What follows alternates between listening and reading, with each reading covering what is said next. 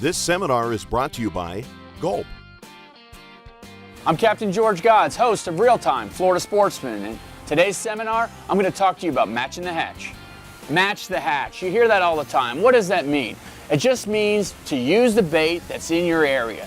Snook and Stewart may not be feeding on the same exact thing that they're feeding on in Fort Myers.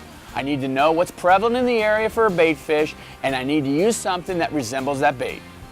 When matching the hatch, size matters. You know, here in Stewart, we did a show where we were fishing the beach for tarpon. They're in glass minnows. We used a smaller profile bait. You know, maybe guys are out there throwing big plugs, you know, or big baits with a big profile. We dropped it down, lightened the color, kind of mimicked that glass minnow, and we were getting bit by tarpon all day on artificials.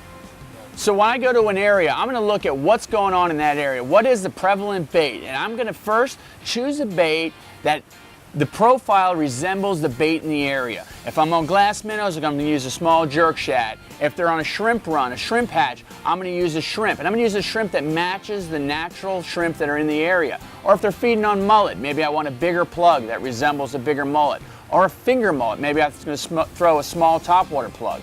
It all depends on what they're feeding in that area. You also want to take into consideration when matching the hatch the size of the tackle that you're using. So often in situations when guys are tarpon fishing or when snook fishing on dock lights, these fish are feeding on tiny, minuscule baits, little tiny minnows. You wouldn't think such a big fish would be eaten on such a small bait, but let's take a fly rod, one of the most successful ways to target these fish. The reason for that is you can present a very small bait effectively to these feeding fish. So the next time you're heading out, take into account what the fish are naturally foraging on and match that hatch. It's going to make you a better angler.